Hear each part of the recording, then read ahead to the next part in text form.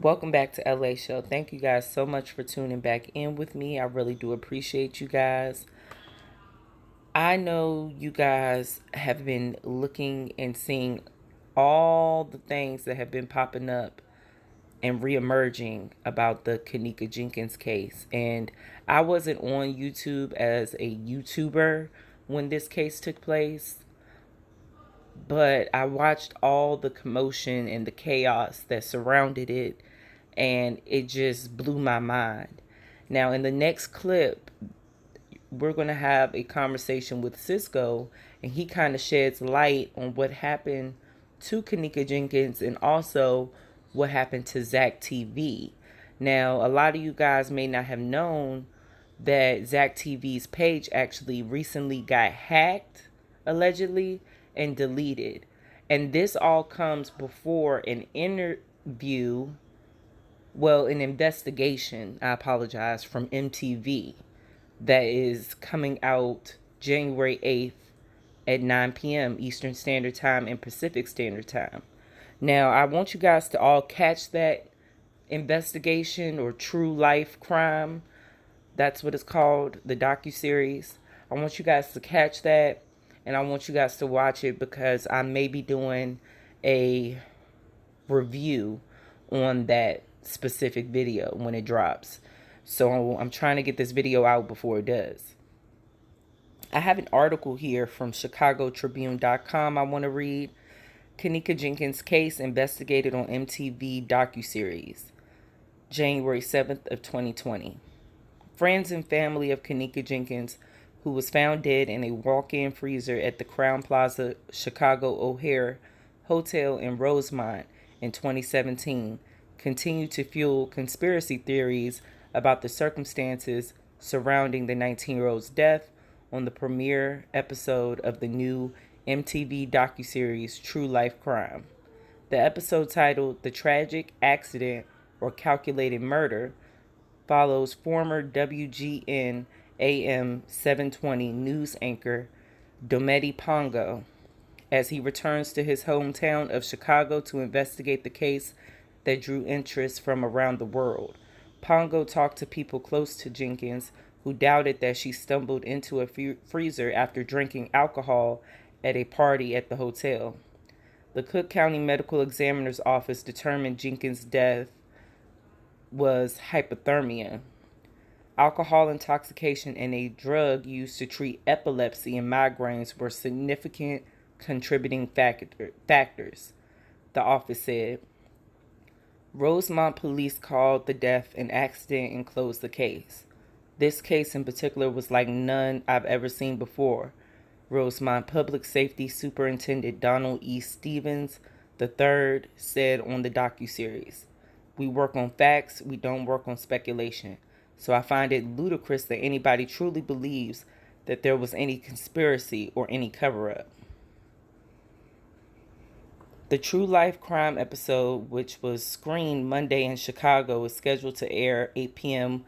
Wednesday on MTV. Pongo, an MTV news host, filmed it in early 2018. Zack Stoner, the founder of ZackTV One, a YouTube channel devoted to Chicago black culture, gave a particularly chilling interview. This is Chicago. If we have issues or beef or problems, I'm not going to take you to the south suburb or west suburb in a public place where cameras are located to kill you or put something in your drink or put you in a freezer when we could just shoot you. You know what I'm saying?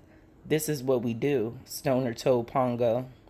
Stoner was shot to death in the South Loop in May of 2018, about 4 months after the interview. Jenkins' uncle, Jonathan Jackson, meanwhile, remembered her on the docuseries as full of joy. Like an angel, Jackson was fatally shot on the West Side in March of 2018. The 8th episode true life crime docuseries also explores the deaths of Utah runner Jerica Binks and New Jersey teenager Sarah Stern. So, like, let's say I'm gonna type in how to hack a YouTube account. Okay, and they're gonna. I know what they're gonna tell me, but I just don't have the terminology. Okay, so let me get some more results. Okay, so one way is through a keylogger. So basically, a keylogger is a program that when you have a target, of course, Zack is not alive, but let's say somebody was still having access to his YouTube account. There's a way, and I'm not going to explain it just because of YouTube. I don't know how sensitive they are about that because hacking is technically illegal. Once you have a target, there's a way that you could get to that target, and it will memorize all the keystrokes on that keyboard, and Mm-hmm. that way you would have the password. There's another way. There's other programs which is the use of it is called a brute force hack, and that's basically like a program that you would run that would just go through all different types of combinations. Some of them require a dictionary, some of them require that you upload stuff, and some of them have built-in possibilities. And shoot, we live in the time of artificial intelligence, so if you're smart enough, you could literally probably just run a program and get the password and have access to the YouTube account. And there's other ways also. Let's say someone had access. Let's say someone had been, after his passing, someone had maintained his emails and his Facebook, his Instagram, and his YouTube account. Well, there's a way to send somebody, send that person like an email, text message, whatever, and if they were to open it, you would have access. So there's a whole bunch of ways to hack pretty much any account. There's a whole bunch of ways, and it doesn't have to be super sophisticated. It just needs to be one of them computer people, people that know computers, know about that kind of stuff, and they got that in them to they want to hack accounts. Because I will put it out there. I won't say who, but there was a YouTuber years ago that I was dealing with that sent me a file, and soon as I opened the file, my computer started tripping, so I instantly unplugged the internet, the Ethernet cord, and the electricity to the computer, because I knew what was happening. So there's a lot of ways to get access to, and even they're saying that it came from the Philippines. That's another thing. If it really was a hacker, they could be anywhere, and they might just be showing that they're from the Philippines. And then even to make it more convincing, you could just I guess you were saying that they were uploading soccer games, and well, they could just upload soccer games from the Philippines and have an IP address that shows that they're in the Philippines, but they're really not. Hmm. Well, another question I have is just about the mysteriousness around the whole situation, which was pretty much at the time surrounded by Kenneka Jenkins, the young lady who passed away in a hotel and was found in a freezer. Right. Um, apparently MTV is about to start up a documentary. I'm actually waiting on it. Um, and it comes out January 8th. I mean, a lot of stuff has already came out. A lot of people have done a lot of homegrown research. YouTube dominated that story. I remember when everything was coming out on, like social media and things, and people were already the night of the situation, and everybody found out, like people were already making videos and, doing their own investigations.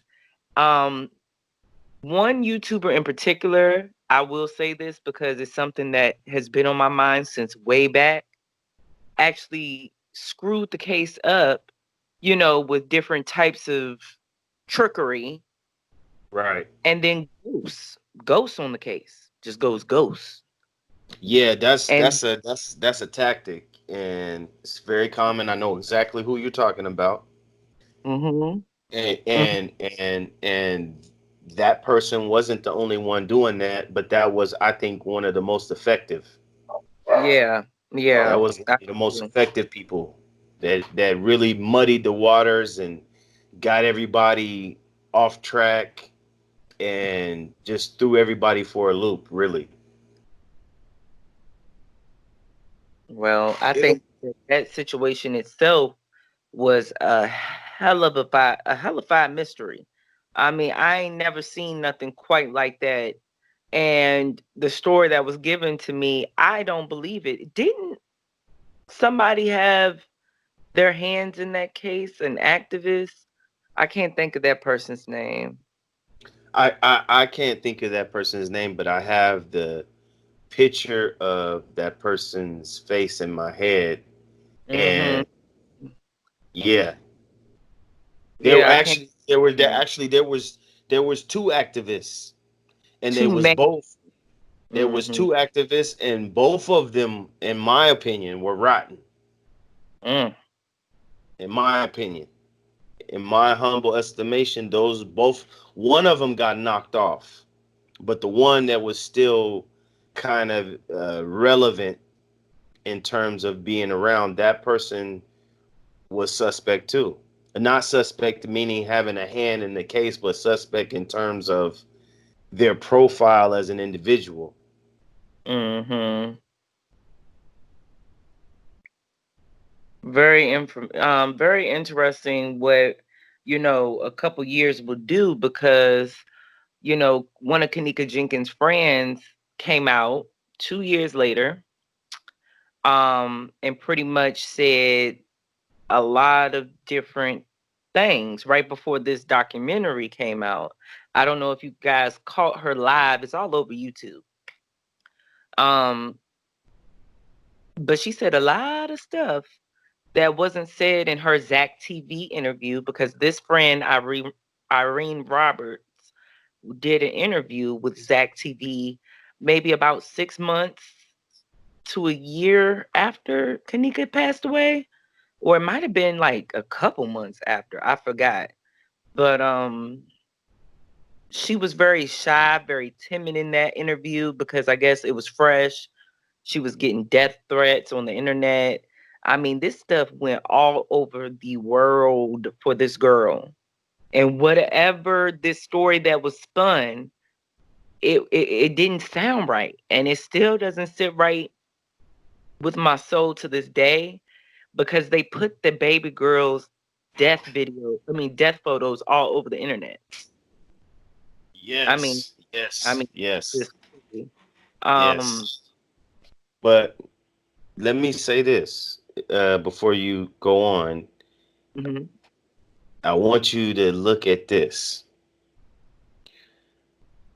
Look at the similarities between Kenneka Jenkins and Nipsey Hussle. Surrounded by so-called, or I don't want to say so-called, surrounded by people that you know, video manipulation, Mm. and the manipulation of the story after the death, Hmm. and YouTubers muddying the waters. It all This is makes sense. It all, that's a it all, pro that's a program. That's a it, that's a gameplay. That's psyop. just like that's a gameplay. That's a script. Yeah. And then look at like how, as time goes by, the story just gets, I'm not saying in terms of our research, but in terms of others, you see how people will just, you've been talking about, and then you just let it go. And then, it's just really weird and really ironic, in my opinion. Okay. That makes a lot of sense. It all ties together. Um, I find her story, I mean, as far as mystery goes, I find her story one of the top ones because, like you said, that edited video, the chop down, the boxes popping up. I can remember all this like it was yesterday. It gives me chills because I just remember all the stuff coming out on YouTube. I mean, on Insta. I mean, all over the place. It was just coming out, leaking out, boom, boom, boom, boom, boom. And The, the kitchen looking like an autopsy room, oh my gosh, yeah, you yeah, that know, was uh, really creepy. you know, Weird shadows popping up out of right, nowhere. Could have been the right. editing. No, I couldn't tell you. It was just weird. It was Mysterious weird. mysterious people in the video, working for that. You had mysterious individuals working for that uh that Okay. hotel that Yeah, had very strange behavior on video. on video, like people were walking around basically in circles. If you really look at that video and really pinpoint people's movements, it was like people were walking around in circles.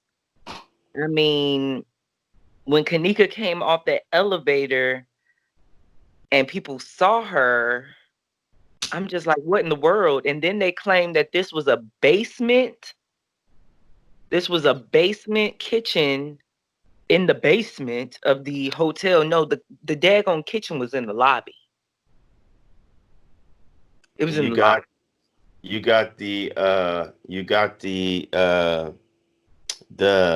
added mystery of alleged organ transplant, organ harvesting, not organ harvesting, but organ, um, what did they call that?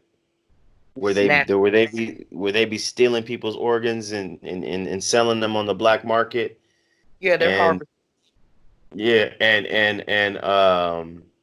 that being linked to that Crown Plaza hotel, To the whole area. You know, and in America, yeah, and in America. and that's a whole nother series of research that we could get into as far as black people in America, and especially how many people have been murdered, and when their families come to identify the body, they have no organs. Yeah, yeah. I have a throwback story I want to bring up about that. Remember that kid out in Cali goes off to be a model. The dude's eyes were Yep. gone. The dude's brain was gone. I mean, every The one that daggone thing was body. he was found in the Mojave Desert. Yeah, I'm gonna You do. We had can do You that. remember the boy? You remember the boy? The family from they're from L.A. They're from South Central, but this was the boy who didn't like water, couldn't swim. Um, he gets in the boat with these allegedly gets in the boat with these two racist white kids, and he drowns in the pond or the lake, and the family gets his body, and then when they get the body, he's all bruised up. He didn't have organs also. I'd never You heard of him. I'll look him up. Yeah, I'll look up that video and send you the video. I think the boy that was wrapped up in the mat, Kendrick Johnson. Kendrick Johnson, I think he didn't have organs. You That's another had that I'll never forget. Right. There's a bunch of cases out there Mm. where when the family gets the body, they don't have organs. I did one So, on Everett Palmer. He was in a prison, well, not a prison, a jail for something minor. Was supposed to get out, passed away in the jail, and I do not believe he had his organs. there's another case, but I'm not sure about his organs. But that was the kid that was the light-skinned kid who was dating the white girl. He was found hanging in her front yard or something like that. He was a star football player. Oh, never mind. They retracted that. They said that the organs were not missing in Everett Palmer Jr.'s Okay, case. okay. So let me take that back. Rest in But peace, King. But needless to say, there's a whole bunch of, and I think prior to Dick Gregory's passing, he was saying something around 100,000 uh, black men go missing a year in America, and then Mm. he had another number for just in general black children, um, and a lot of those when and if they ever get their bodies or they're found, they're without organs. Well, it was just ironic to me how Kenneka was sitting up in a freezer and of all places Yes, to die in that exactly. big ass hotel, out of all places. So it was just weird, very bad vibes. I pray for her mother, her sister, her family, pray for Zack's family as well, because that was really mysterious too. Yeah, Um, but yeah. that looked like a smooth setup. Oh, That's absolutely. that's all that was. Somebody knew something that he knew, you know, and they weren't feeling it, and they did what they did. Period. That man, he put on a lot of people in Chicago. You know,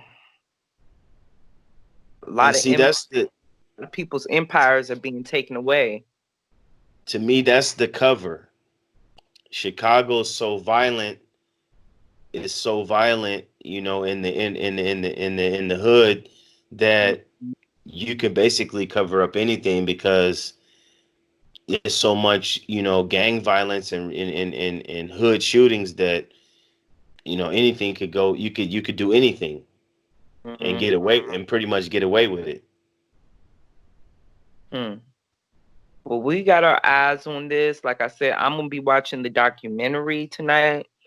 Hopefully, I can get Cisco to watch it, and maybe we can come back with a little review on it, just to see what kind of details or new information MTV can pull from the copious amounts of witnesses at this hotel. Not just Kenneka's friends, but what about the people that were on camera, like the staff or the random people walking around with suitcases to nowhere? Um, People sitting in the lobby, you know, justice for Kenneka Jenkins. Um, I don't feel like it was served, but that's just my personal opinion. Let me know what you guys think. Comment down below your thoughts. I know you will. Um, subscribe to the channel, like, share the video, and turn on your notifications for more